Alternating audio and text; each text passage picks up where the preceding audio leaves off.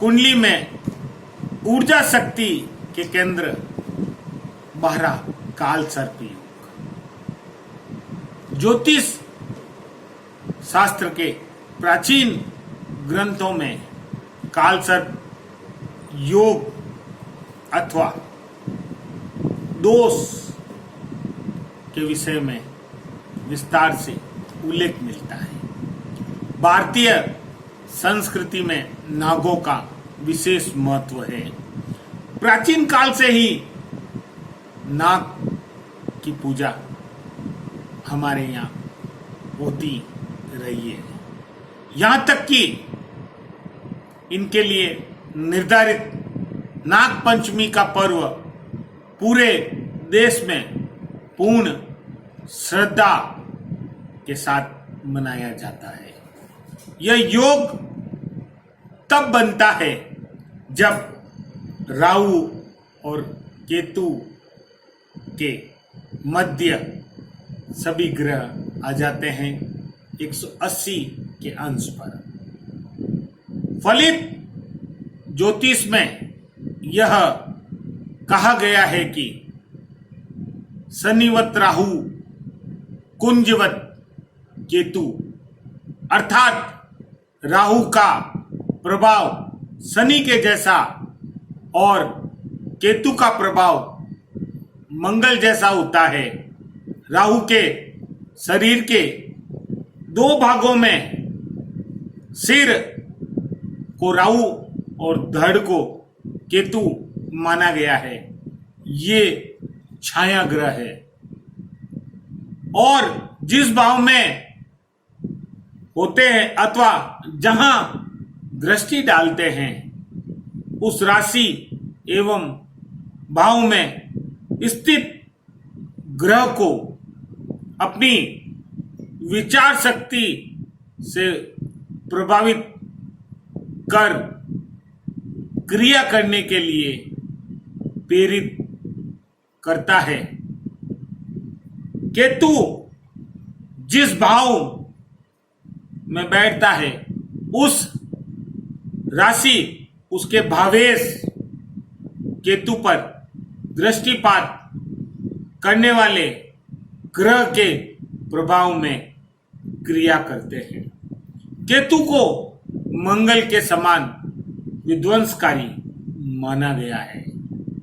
यह अपनी महादशा एवं अंतर्दशा में व्यक्ति की बुद्धि को भ्रमित कर सुख समृद्धि का नाश करता है, हास करता है। नमस्कार, मैं एस्ट्रोलॉजर अनीश व्यास पाल बालाजी ज्योतिष संस्थान की ओर से आप सभी का हार्दिक स्वागत करता हूं। अभी तक आपने हमारे पाल बालाजी ज्योतिष संस्थान के YouTube चैनल को सब्सक्राइब नहीं किया है तो तुरंत सब्सक्राइब करें। आपके लाइक, शेयर एंड कमेंट्स हमारे लिए महत्वपूर्ण है। घंटी वाले निशान को क्लिक करना नहीं भूलें। आज हम बात कर रहे हैं काल सर्प योग अथवा दोष। मैं आज आपको काल सर्प योग और दोष के बारे में बताऊंगा। ज्योतिष शास्त्र में 209 प्रकार के काल सर्प दोष है, उनमें 12 मुख्यतः है। आज मैं आपको बताऊंगा काल सर्प दोष का क्या प्रभाव है, हम कैसे जाने काल सर्प दोष है हमारी कुंडली में, कौन सा काल सर्प दोष है और काल सर्प दोष को खत्म करने के उपाय, बहुत सरल और चमत्कारिक उपाय। ज्योतिष के अनुसार राहु जिस ग्रह के साथ बैठते हैं, यदि वह ग्रह हो और वह ग्रह अंशात्मक रूप से राहु से कमजोर हो तो राहु अपना प्रभाव स्वयं देने लग जाते हैं। यानी कि राहु 30 डिग्री का है और राहु के साथ अगर बुध 25 डिग्री का है तो राहु अपना प्रभाव देगा। राहु अपना स्वयं प्रभाव देने लग जाते हैं और साथ बैठे ग्रहों को निष्क्रिय कर देते हैं, यानी वो अपना शुभ प्रभाव नहीं दे पाते हैं। इस योग का विवेचन करते समय राहु का बायां भाग काल संज्ञ है, तभी राहु से केतु की और राशियां ही काल सर्प योग की श्रेणी में आती है। ये बात आप विशेष ध्यान रखें, मैंने बहुत अच्छी बात आपको बताई है। यह योग आपकी कुंडली में ऊर्जा शक्ति का वो अद्भुत अशुक्न भंडार है, जिससे जब तक श्री रुद्राभिषेक अथवा शांति द्वारा सही दिशा देने पर इसके दोष को योग में बदला जाता है।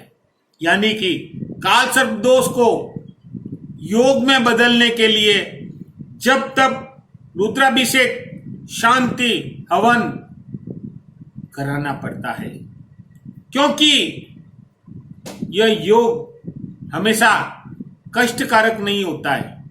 कभी कभी तो ये इतने अनुकूल फल देते हैं कि जिससे व्यक्ति को विश्व स्तर पर न केवल प्रसिद्ध बनाते हैं, अपितु संपत्ति, वैभव, नाम, सिद्धि के देने वाला भी बना देते हैं। लेकिन अगर यह कष्टकारक होते हैं तो निर्धन बना देते हैं, हर कार्य में रुकावट आती है, लड़ाई झगड़ा होता रहता है, संतान विवाह में विलंब होता है और काफी सारे कष्ट होते हैं। जन्म कुंडली में 12 प्रकार के प्रबलतम काल सर्प दोष बताए गए हैं। ज्योतिष शास्त्र में इसका पूरा विवरण है। मैं आज उन्हीं काल सर्प दोष के बारे में आपको बताऊंगा। कुंडली में जब काल सर्प दोष होता है तो व्यक्ति के सोचने समझने की क्षमता खत्म हो जाती है, हर कार्य में रुकावट आती है, कई प्रकार की तकलीफें होती है। मैं आज उन सब के बारे में आपको बता रहा हूं, साथ में छोटे छोटे उपाय भी बताऊंगा। ज्योतिष शास्त्र में 12 प्रबलतम काल सर्प दोष माने गए हैं।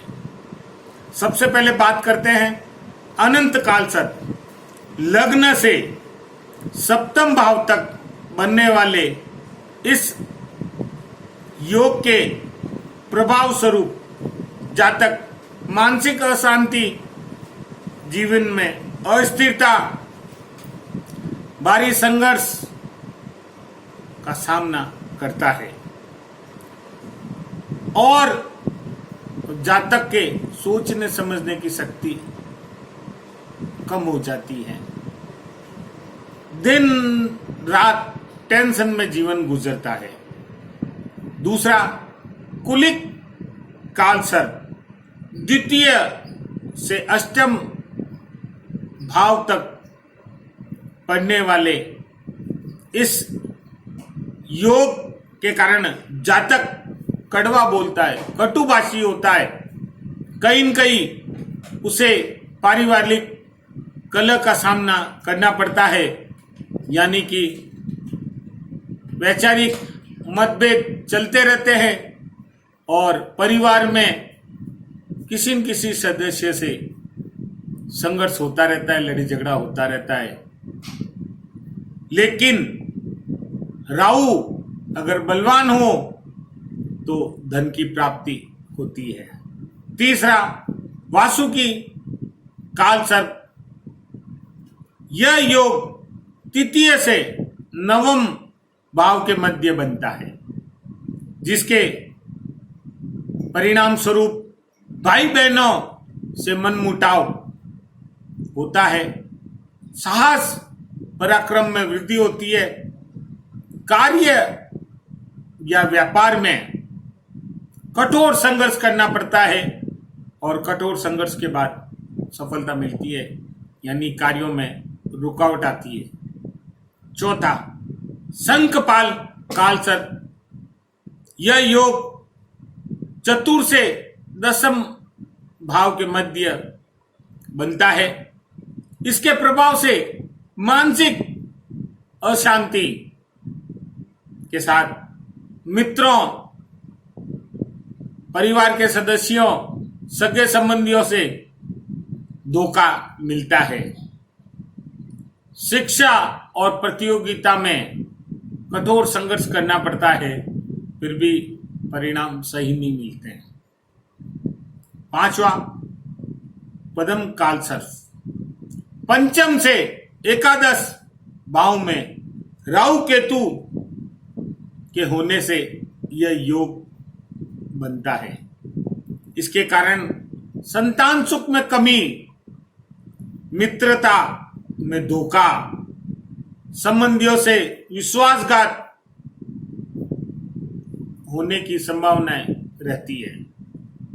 जातक को अच्छी शिक्षा के लिए संघर्ष करना पड़ता है और उसे कहीं न कहीं फेल होने का डर लगा रहता है। महापद्म काल सर्प 6 से लेकर 12वें भाव तक बनने वाले योग में जातक ऋण, रोग और शत्रुओं से परेशान रहता है। कार्य क्षेत्र में शत्रु हमेशा षड्यंत्र करने में लगे रहते हैं। उसे अपने ही लोग नीचा दिखाते हैं। तक्षक काल सर्प योग सप्तम से लग्न तक राहु केतु के मध्य पड़ने वाले इस योग के प्रभाव स्वरूप जातक का दाम्पत्य जीवन बड़ा कष्टमय रहता है। दाम्पत्य जीवन में बहुत से कष्ट आते हैं, काफी परिश्रम करना पड़ता है, स्वास्थ्य पर भी विपरीत प्रभाव पड़ता है और लंबे संघर्ष के बाद सफलता मिलती है। कर्कोटक काल सर्प 8वें भाव से 2 भाव तक इस योग में जातक को आर्थिक हानि होती है। अधिकारियों से मनमुटाव होता है।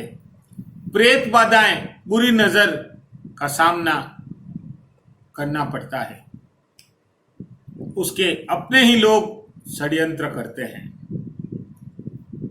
शंखनाद काल सर्प योग, यह योग 9वें से 2 भाव तक निर्मित होता है, यानी बनता है।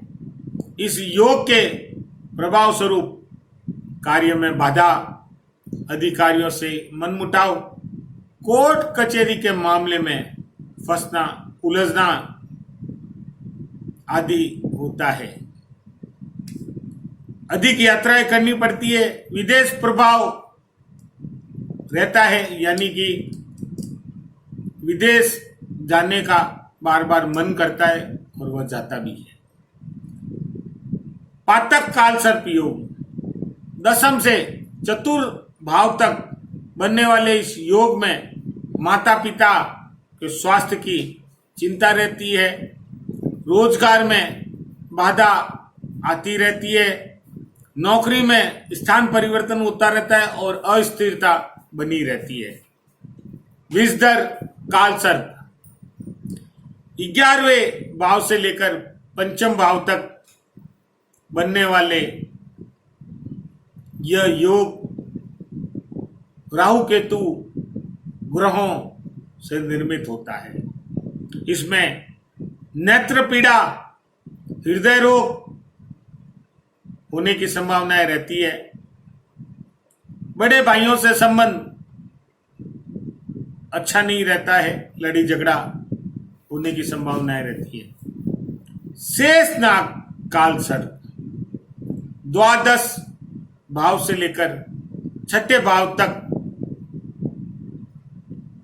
बनने वाले इस योग के प्रभाव स्वरूप जातक को बाएं नेत्र विकार, कोर्ट कचहरी के मामले में चक्कर लगाने पड़ सकते हैं। आर्थिक तंगी का सामना करना पड़ता है और जातक परेशान रहता है। अभी मैंने आपको 12 प्रकार के काल सर्प दोष बताए हैं। यह मुख्यतः 12 प्रकार के काल सर्प है। वैसे 209 प्रकार के काल सर्प दोष होते हैं, उनमें से 12 मुख्यतः होते हैं। अब मैं आपको बताऊंगा काल सर्प दोष के लक्षण। हो सकता है आपकी कुंडली में काल सर्प योग बन रहा है। काल सर्प दोष भी कह सकते हैं, योग भी कह सकते हैं। आप किसी अच्छे ज्योतिष से सलाह लें।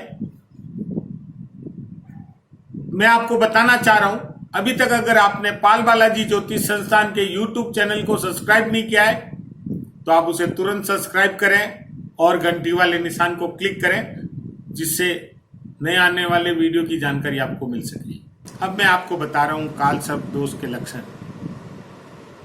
मेहनत का पूरा फल नहीं प्राप्त होना, व्यवसाय में बार बार हानि होना, अपनों से ठगा जाना, अपनों द्वारा विश्वासघात, मित्रों द्वारा विश्वासघात, अकारण कलंकित होना, संतान का नहीं होना या संतान की उन्नति नहीं होना, विवाह नहीं होना, वैवाहिक जीवन में परेशानी होना, वैचारिक मतभेद होना, पारिवारिक विवाद होना, पारिवारिक कलह होना, स्वास्थ्य खराब होना, बार बार दुर्घटना होना, अच्छे कार्य करने पर भी उसका यश दूसरों को मिलना,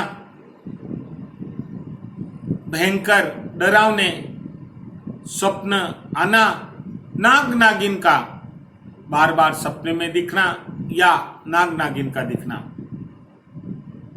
काली स्त्री,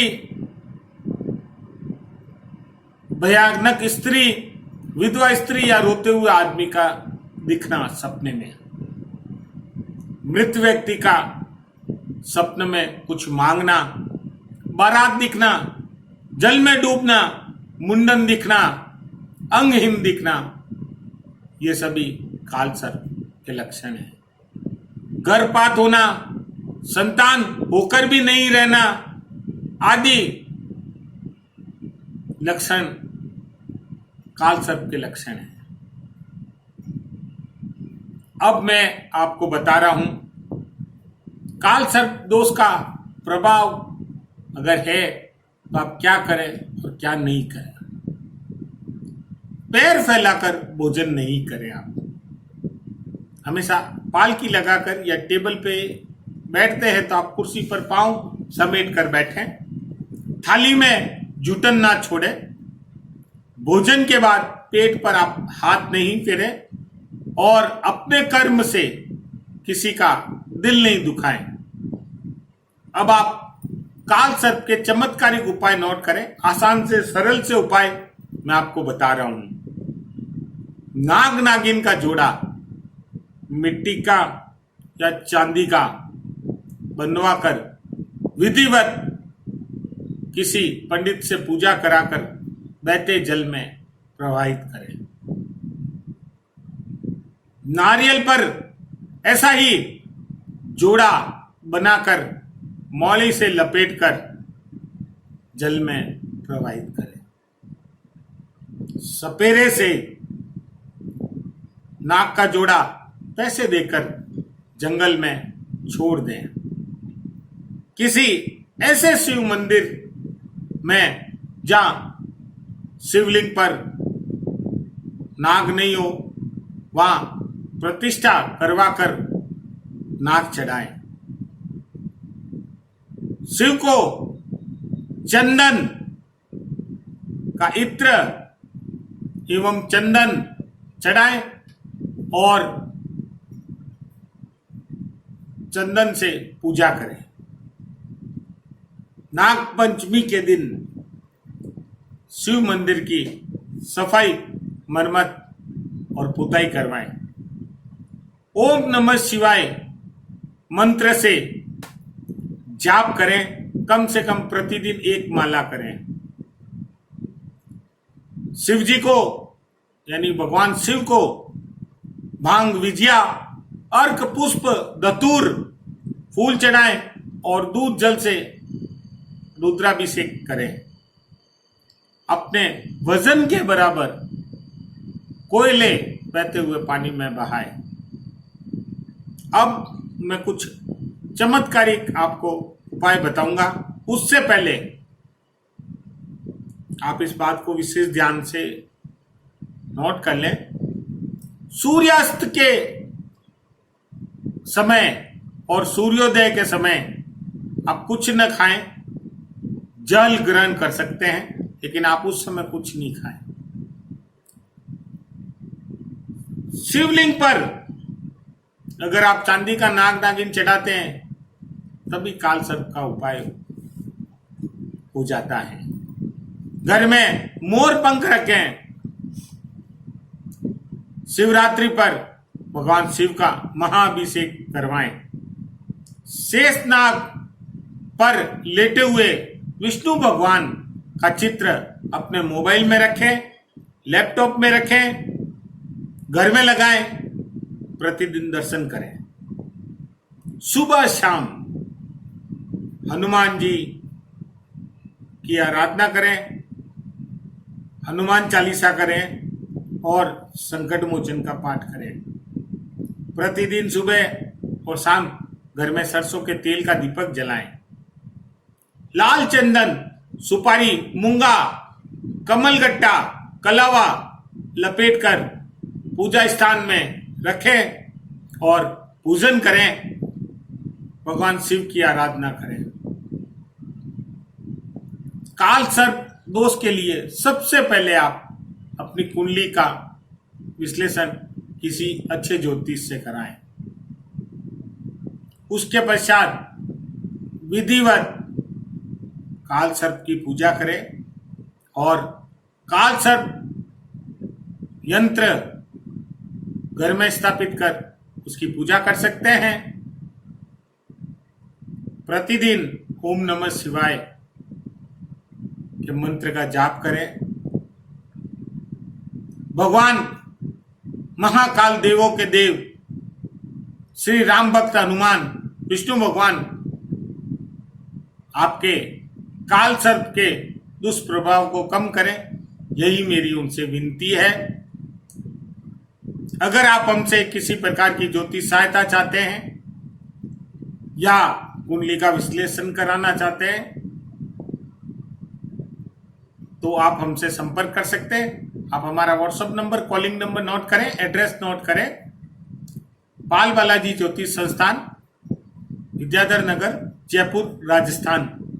9460872809। आप हमें कॉल कर सकते हैं, आप हमें व्हाट्सएप कर सकते हैं। आज मैंने आपको काल सर्प के विभिन्न दोष, लक्षण और उपाय बताए। आप हमारे पाल बालाजी ज्योतिष संस्थान के यूट्यूब चैनल को सब्सक्राइब करना नहीं भूलें और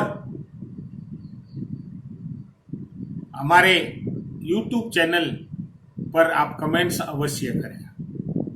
इजाजत दीजिए अपने एस्ट्रो दोस्त अनीश व्यास को पाल बालाजी की ओर से आप सभी को हार्दिक आभार एवं धन्यवाद। नमस्कार।